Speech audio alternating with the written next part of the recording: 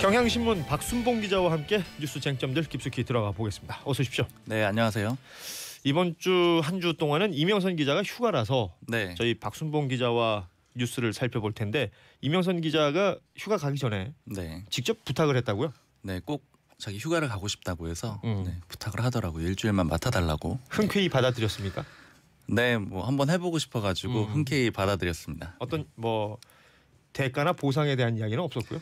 네, 그런 건 따로 없더라고요. 네. 이명선 기자가 지금 휴가를 갔고요. 일주일 동안 박순봉 기자와 함께 뉴스 쟁점들 살펴보도록 하죠. 첫 번째 뉴스부터 시작합니다. 김정은 위원장이 25일 베트남에 도착할 거란 외신 매체 보도가 나왔습니다. 김 위원장은 2차 북미 정상회담 예정일보다 이틀 먼저 베트남에 도착하는 셈입니다. 김일성 주석 이후 55년 만에 베트남 국빈 방문을 북미 정상회담 이전에 진행한다는 얘기입니다. 네, 2차 북미 정상회담 2월 27, 28 1박 2일간 진행이 될 텐데 관심이 점점 높아지고 있습니다. 이제 열흘도 채 남지 않았기 때문에요. 네. 김정은 위원장이 어떤 동선 윤곽이 드러나고 있어요. 네, 로이터 통신이 복수의 베트남 소식통을 인용해서 보도를 했는데요.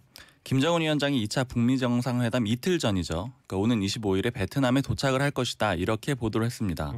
근데 왜 이틀이나 일찍 도착을 할까? 이런 점이 좀 궁금하실 것 같은데요. 네. 김 위원장은 트럼프 미국 대통령과 만나기에 앞서서 베트남 국가주석과 회담을 가질 예정입니다. 정상회담을 한다는 것이죠. 그렇죠. 네. 그래서 북한 최고 지도자가 베트남을 방문하는 건 1964년이 마지막이거든요. 그러니까 55년 만인데 당시 김정은 위원장의 할아버지죠. 김일성 주석이 방문을 했었습니다. 그때는 또 호치민 당시 국가주석을 만났었고요. 네.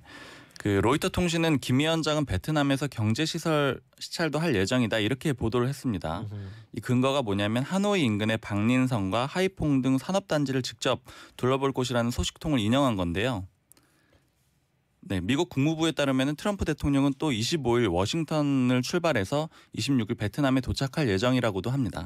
자, 북미 간의 정상들이 베트남에 하노이에 언제 도착하느냐 이런 뉴스들이 쏙쏙 나오고 있습니다. 네. 지금 이 상황에서 저희가 앞서도 잠시 전해드렸습니다만 그 김정은 위원장의 집사격으로 알려져 있죠. 김창선 국무위원회 부장. 김창선 부장이 미국 측의 의전팀을 만났다. 뭐 이렇게 얘기가 되고 있고 또 미국 측의 의전팀들도 베트남에 속속 도착을 하고 있고 뭐 이런 내용들이 있습니다. 네, 김창선 부장이 지난 토요일 날 하노이에 도착을 했는데요. 이틀 전이죠. 이 김 부장이 어떤 사람이냐 이렇게 한마디로 좀 설명을 드리자면 김정은 위원장의 신변 안전과 의전을 책임지는 인물입니다. 김 부장의 판단이 그 보고가 되면은 김 위원장이 동선을 결정짓게 되는 거죠.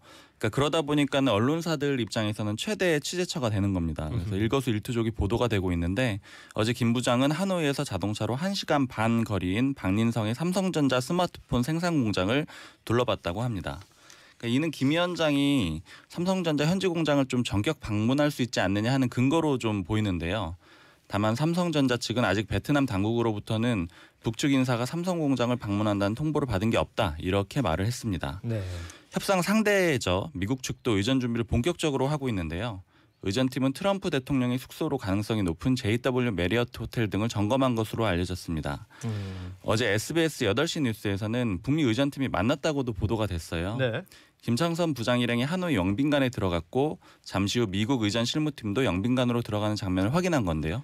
이 정도면 양측의 의전 실무 협상이 본격적으로 시작됐다 이렇게 봐도 될 것 같습니다. 사실은 어느 누구도 의전팀들끼리 만나서 악수하는 걸 본 사람은 없어요. 네, 그렇죠. 같은 공간에 들어가는 것을 시차를 두고 들어가는 걸 봤다라는 건데 이런 보도들이 나오고 있습니다. 네. 자, 북미 실무 협상팀이죠. 스티븐 비건 미 국무부 대북정책 특별 대표 그리고 또 김혁철 북한 국무위원회 대미 특별 대표 각각 또 만나겠죠. 이 실무 협상을 이들이 해야 정상회담도 제대로 진행이 될 테니까요. 네, 사전 협상이 되는 거니까요. 네. 그러니까 합의문 작성을 위한 실무 협상이 오늘 20일 수요일에 돌입한다는 그런 보도들이 있는데요. 네. 아직 그 합의문의 윤곽은 백지 상태라고 볼 수가 있겠죠. 시간이 좀 남았으니까요. 그렇죠. 네, 이제 다만 좀 예상을 해볼 수는 있겠는데요.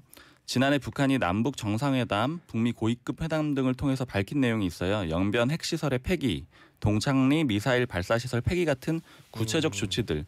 그러니까 12개 이상의 의제들에 어떻게 녹아들었을지가 주요 관심사 중에 하나입니다. 네. 또 미국이 요구한 핵 신고와 관련된 청사진도 의제에 포함됐을지도 주목이 되고요.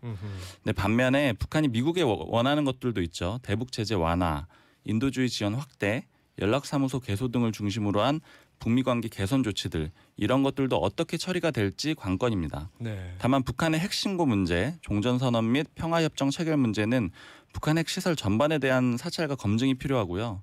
또 중국 같은 그런 이해 당사자들이 있잖아요. 그 종전선언 논의 포함 등이 또 민감한 내용들이라서 이런 것들은 지켜봐야 될 것 같습니다.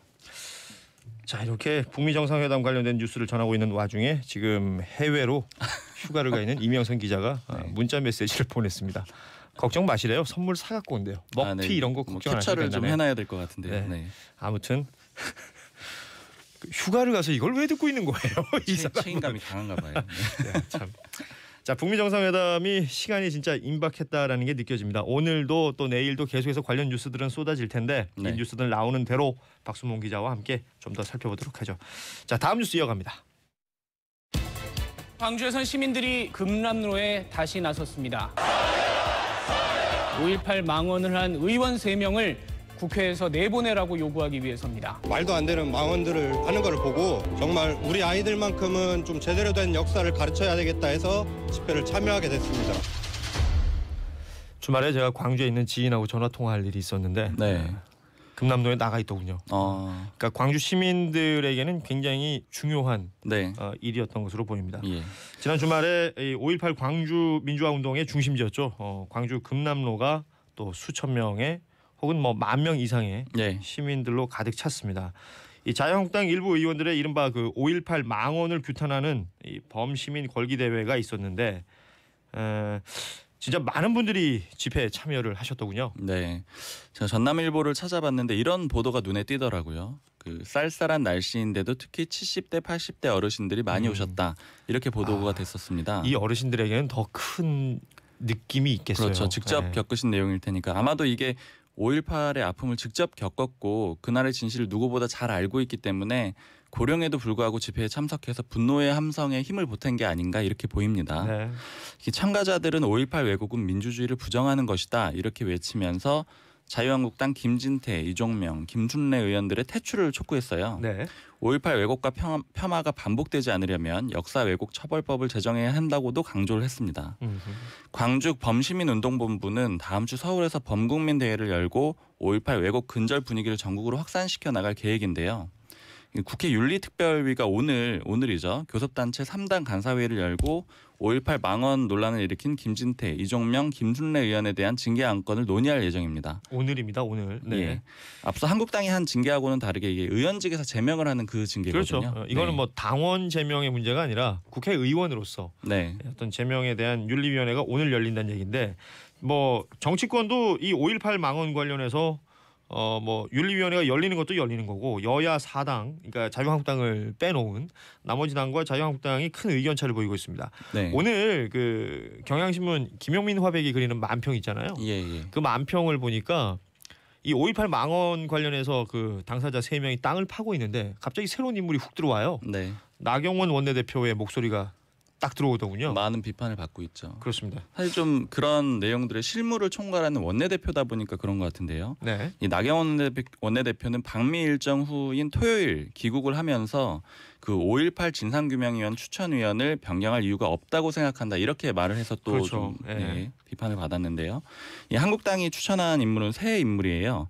3명인데 권태호 전 한미연합사령부 작전처장, 그다음에 이동욱 전 월간조선 기자, 그리고 차기환 전 수원지방법원 판사, 지금 변호사죠. 이렇게 그렇죠. 3명을 네. 추천을 했는데 이 당시에 추천했을 때도 진보신문을 중심으로 차기환 변호사와 이동욱 전 기자에 대한 비판이 많이 있었습니다. 뭐 좀 5.18 바라보는 입장에 대한 비판이었는데요.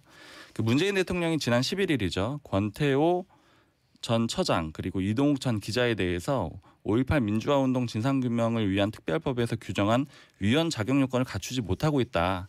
그러니까 한국당에 다시 추천을 해라 이렇게 거부를 했습니다. 네, 당시 이제 뭐 법적 요건이 있는데 그 요건을 다 갖추지 못했다라는 이유였어요. 네. 예.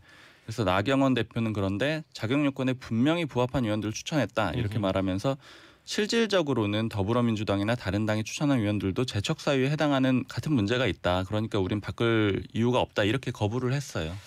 자, 지금 자유한국당이 지금 지도부부터 시작해서 지금 뭐 문제가 되고 있는 각각의 의원들까지 이 5.18 관련해서 바라보고 있는 그 관점이랄까요? 아니면 피부에 그들이 느끼고 있는 정도가 굉장히 그 어떤 국민 정서와는 괴리돼 있다라는 게 느껴지는 상황입니다. 네. 자, 이 상황 오늘 국회 윤리위원회가 열릴 것이기 때문에 또 어떤 이야기가 나올지 지켜봐야 할 것 같습니다. 윤혜정님이요. 광주뿐만 아니라 대한민국 전체로 봐도 중요한 일입니다. 친일을 제대로 청산하지 못한 것도 안타까운데 이번에는 5.18 왜곡으로 요지경이 되고 있으니 바로 잡아야 한다고 봅니다. 라는 메시지 보내주셨고 최영미님은 일본의 역사 왜곡과 무슨 차이가 있을까요? 제 눈에는 똑같아 보입니다. 이런 네. 비판 섞인 문자 메시지들이 많이 오고 있네요. 여러분이 저희 뉴스를 들으시고 여러분의 생각이 있다면 샵 1035로 문자 메시지 보내주시면 이렇게 소개해드리고 함께 나누도록 하겠습니다. 자, 이번엔 자유한국당 지금 전당대회 앞두고 당대표 주자들 계속해서 그 TV 토론회도 하고 있고 오늘도 뭐 합동 연설회가 준비돼 있죠. 그렇죠. 네. 토론회를 아무래도 자유한국당 출입 기자니까 네. 다 챙겨 보겠죠. 네, 다 챙겨 봅니다. 사실 어제는 쉬는 날이었는데도 봤는데요. 네. 금요일에 OBS에서 한 거랑 어제 이제 유튜브 그렇죠. 자유한국당 어제는 당내 유튜브로만 네, 운영이 채널 됐었죠. 활용해서 네. 했는데요. 두 번 모두 봤습니다. 보니까 후보들마다 좀 강조점이 명확해 보이는데요. 네. 그 비박계 후보라고 할 수 있는 오세훈 전 시장은 중도 보수 확장력은 나에게 있다. 이걸 좀 강조를 했고요. 그다음에 김진태 의원은 친박계 후보라고 볼 수 있겠죠. 어제 토론회 마무리 발언에서 우리는 중도다. 포용이다 이럴 때가 아니다 이렇게 말을 했어요. 이 말이 무슨 말이냐면 우파 결집을 좀 해야 된다 이런 걸 강조했고요. 네. 이제 반면에 좀 여론조사에서 굉장히 압도적인 1위인데 황교안 전 총리 같은 경우에는 여유로운 모습을 보이면서 다른 후보들을 견제하기보다는 문정부의 뭐 경제 네네. 문제라든가 이런 것들을 지적을 했어요. 근데 좀 아쉽게 느껴졌던 거는 여전히 색깔론이나 박심이라고 하죠. 박근혜 전 대통령의 마음, 뭐 말 이런 것들이 토론의 중심에서 오갔다는 거예요. 네. 어제 토론회에서 김진태 의원이 오세훈 전 시장한테 박근혜 전 대통령에게 애증이 있다고 했다. 근데 뭐 이런 게 뭐 왜 애증이 있는 거냐 하면서 따지는 내용들이 있고 이런 걸로 또 시간을 제법 오래 쓰죠. 네. 그러니까 이게 좀 과거로 회귀하는 듯한 모습을 보여줄 수가 있잖아요. 네. 이런 것들은 좀 아쉬웠고요. 또 다른 특징을 하나 보면은 첫 번째 OBS 토론회죠. 지난 금요일에 했던 그때는 폭로전이 좀 있었어요. 그러니까 오세훈 전 시장이 황교안 전 총리의 아들 병역 특혜 의혹을 하나 제기를 하고 이게 뭐 또 대구 지역 그 지역 언론에서는 굉장히 크게 뉴스가 네. 됐던 내용이기도 합니다. 예. 그리고 이제 부산의 LCT 연루설도 제기를 했고요. 에헤. 법무부 장관 때 이제 뭐 허가를 내줬다 그렇죠. 이런 건데 그 황 전 총리는 이 첫 번째 토론회 후에 좀 이분 특성에 맞지 않게 조금 더 강하게 얘기를 했어요. 칼을 잘못 쓰면 그 칼이 자신에게 돌아올 거다 이런 식으로 강하게 반발을 했는데 이거 뭐 복수할 수도 있다 이렇게 예. 이해를 하더군요. 그런 것들은 이번 토론회에서는 좀 약화가 됐습니다. 저는 그걸 그렇게 봐요. 이번 두 번째가 이제 유튜브로만 이제 중계를 했죠. 네. 그러다 보니까 이건 그 당 안에 계신 분들에게만 뭔가 영향을 끼칠 수 있다고 네, 생각해서 충분히 맞는 분석 같습니다. 예, 예. 그래서 좀 이렇게 강한 어조로 얘기할 수 있는 부분들을 뺐던 것 같고 네, 너무 싸우는 모습을 안 보이려고 했던 것 같아요. 저는 이제 대구 오늘 대구 아닙니까? 예, 대구에서 뭔가 있을 수 있는 일들이 굉장히 의미 있을 것 같아요. 네. 이게 대구 경북하고 불경 합동 연설회가 남았는데 그리고 두 번의 토론회도 더 있고요. 근데 이게 굉장히 핵심 지역이거든요. 그러니까 아마 더 좀 거친 발언이 오갈 수도 있고 더 치열해질 것으로 보입니다. 네. 자, 이렇게 자유한국당 전당대회 관련돼서 지금 당 대표 후보들 간의 토론회와 합동 연설회 등등에 대한 일정도 살펴보고 있습니다. 자유한국당이 호남을 패싱하려고 작심을 한 것 같은데 아무래도 타이밍 잘못 잡은 것 같군요. 5949님의 문자 메시지가 도착을 했고요. 3139님은 진행이 너무 편파적입니다. 더불어민주당 대변인 같아요. 그렇게 들리십니까? 저는 더불어민주당 얘기 나올 때도 제법 목소리를 내는 편인데요. 그러니까 문자 메시지가 이런 것들이 오고 있다라는 것을 알려드리고 있는 것입니다. 그리고 이 정치 문제에 대해서는 정견이 다 다르실 수 있죠. 네. 그렇기 때문에 골고루 전해드리려고 노력하고 있고요. 편파적으로 들리지 않게끔 최선을 다해서 방송하도록 하겠습니다. 다양한 의견 문자 메시지로 많이 보내주시면 고맙겠네요. 다음 뉴스 이어가죠. 손석희 JTBC 사장이 경찰에 출석해 조사를 받고 19시간 만인 오늘 새벽 집으로 돌아갔습니다. 폭행, 배임 등 모든 혐의를 전면 부인하신 겁니까? 사실이 곧 밝혀지겠죠. 다 제출했습니다. 방금 들으신 목소리가 바로 이 손석희 JTBC 대표이사의 목소리였습니다. 마포경찰서에서 19시간 조사를 받고 새벽 2시 네. 45분쯤에 나왔더라고요. 예. 그 손 대표가 받는 혐의는 폭행과 배임입니다. 그리고 손 대표가 고소도 했어요. 손 대표를 폭행 혐의로 고소한 프리랜서 기자죠. 김웅 씨를 공갈 미수로 고소를 했습니다. 네. 그래서 말씀하신 대로 지난 16일 아침 7시 40분부터 서울 마포경찰서에 출석해서 약 19시간 조사를 받았습니다. 이 손 대표는 자신에게 제기된 혐의를 모두 부인한 것으로 전해지는데요. 또 자신이 고소한 내용에 대해서도 조사를 받은 겁니다. 이날 함께. 이 포토라인에서 손 사장이 어떤 워딩을 할까 이런 것들이 많이들 궁금해했는데 취재진의 질문에 사실이 곧 밝혀질 것이다. 증거를 다 제출했다. 이렇게 말을 했습니다. 간결하게 한 문장씩 이렇게 딱딱 얘기를 하더군요. 네. 보통 경찰이나 검찰 조사를 마치고 나서 취재진이 질문을 하면은 좀 우왕좌왕하면서 급하게 빠져나가는 모습들을 많이 보셨을 것 같아요. 우왕좌왕 아니면 뭐 정해져 있는 답들이 있잖아요. 네. 성실히 조사에 임했습니다. 맞습니다. 성실히 예. 뭐 조사에 임하겠습니다 등등인데 뭔가 약간 색다르긴 했었어요. 네, 딱 그 마포경찰서 1층 청사 안쪽에 딱 서가지고 멈춰 선 다음에 기자들의 질문을 받았습니다. 그러니까 질문 좀 할 시간을 준 거죠. 그러니까 취재 기자가 좀 말을 더듬었죠. 네, 그러니까 그게 쳐다보면서 질문하세요라고 얘기를 했어요. 네. 그 다음에도 좀 더듬는 모습이 나오고 많이 보도도 됐는데요. 네. 뭐 이런 손 대표의 모습이 좀 여유롭다 보니까 이색적으로 보여서 또 그 장면도 많이 나왔고요. 그러니까 계속 뉴스에서 또 그걸 강조하게 되는 것이고요. 네. 그 경찰은 손 대표의 진술 내용을 검토한 다음에 고소인이자 피고소인이 되죠. 그 프리랜서 기자 김웅 씨를 소환 조사할 계획입니다. 네. 자 그리고 또 한 명의 언론인이 어제 또 계속 실시간 검색 1위에 올랐습니다. 지금 암 투병 중이죠. 네. MBC 이용마 기자가 검색어에 올랐는데 문재인 대통령이 병문안을 갔다고요? 네, 이 MBC 이용마 기자는 이명박 정부 시절이죠. 당시 MBC 사장이 김재철 사장이었는데 이 김재철 사장 퇴진과 공정방송 쟁취를 위한 파업을 주도했다는 이유로 2012년에 해고가 됐습니다. 네. 이후 대표적인 해직 기자로 언론운동을 해왔는데 문재인 정부 출범 이후인 2017년 말에 복직이 됐어요. 좀 안타까운 건 복직 판정을 받기 전해인 2016년에 복마감 판정을 받았습니다. 현재도 암 투병 중인데요. 그 문 대통령은 당선 전인 2016년 12월에도 이 기자를 그 이용마 기자를 병문안한 적이 있습니다. 네네. 그 문 대통령의 문병은 이 기자의 페이스북을 통해서 공개가 됐는데요. 이 기자는 가족과 문 대통령이 함께 환하게 웃고 있는 사진을 게재하면서 이렇게 알렸습니다. 이 사실을. 사진에서 이 기자는 많이 야인 모습이지만 환하게 웃으면서 문 대통령이 손을 잡고 있어요. 좀 눈에 띄는 거는 이 기자 무릎 위에 있는 그 베이지색 담요인데요. 이 담요는 김정숙 여사가 보내준 것으로 알려져 있습니다. 두 사람은 경제 정책을 비롯한 정부의 정책에 대한 의견도 주고받았다고 하는데요. 그 내용을 그 이용마 기자가 페이스북을 통해서 그 공개를 했는데 문 대통령이 얼마 전 윤도한 청와대 국민소통수석을 통해 전달한 메시지에 대해서도 직접 답을 가져왔다면서 소득주도 성장 정책과 재벌 중심 경제 구조의 변화에 대한 확고한 입장을 보여주었다. 이렇게 전했습니다. 그리고 또 자신이 이제 워낙 많이 겪었을 문제인데 방송사 사장 선임 방식에 대해서도 얘기를 나눴는데요. 방송사 사장 선임 과정의 공론화위원회 방식의 국민대표단을 운영하는 방안이 어떻느냐 이렇게 제안을 했고 문 대통령이 적극 찬성했다 이렇게 전했습니다. 그렇습니다. 이용마 기자를 문재인 대통령이 병문안했다는 뉴스였고 끝으로 저 버닝썬 관련된 이 뉴스 좀 짧게 살펴볼까요? 네. 일단은 지금 버닝썬뿐만 아니라 강남에 제법 유명한 네. 클럽에서 마약 유통이 됐다라는 그 보도들이 계속 나오고 있습니다. 네. 그 이게 수사대 그 광역수사대죠. 서울청 광역수사대. 이게 수사당국의 입장인데 이 MD라는 사람들이 있잖아요. 클럽에는. 그렇죠. 그 머천다이저라고 하는데 클럽의 고객들을 유치해주고 클럽 측으로부터 수수료를 받는 사람들이에요. 그 유명한 드라마 스카이캐슬의 차세리 역할을 떠올리면 이해하기가 쉬우실 것 같은데 확 와닿네요. 네.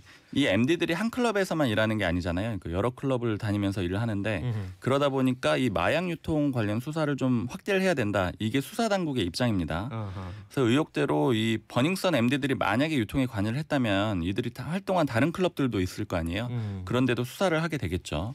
그럼 계속 얘기 나왔던 그 중국인 여성이죠, 애나. 네. 지금 뭐 조사를 받았죠? 네. 그 주말 동안 2번에 걸쳐서 조사를 받았어요. 그 이 애나라는 별칭이죠. 별명인데 그렇죠. 이 예. 중국인 여성 애나는 그 마약 공급책으로 활동했다는 의혹을 받고 있어요. 그래서 이 의혹에 대해서 피의자 신분으로 서울청 광역수사대가 지난 16일에 조사를 했습니다. 네. 약 14시간 조사를 했고 17일 오전에 귀가를 했는데 이 뭐 혐의는 VIP 고객들에게 실제로 마약을 했는지 뭐 안 했는지 이런 것들을 조사를 한 거고 애나는 혐의를 전부 부인했다고 합니다. 네. 그 또 한 번은 17일 날 강남경찰서가 진행을 한 건데 이거는 고소인 자격으로 조사를 받았어요. 애나가 고소를 했거든요. 성추행 얘기죠? 네. 버닝썬 폭행 사건 논란의 당사자죠. 그 김상교 씨로부터 추행을 당했다면서 김 씨를 강제추행 혐의로 고소한 건이 있는데 그걸 강남경찰서에서 조사를 받았습니다. 그렇습니다. 앞으로 또 어떻게 될지 계속 지켜봐야겠군요. 지금까지 경향신문 박순봉 기자였습니다. 고맙습니다. 네, 감사합니다.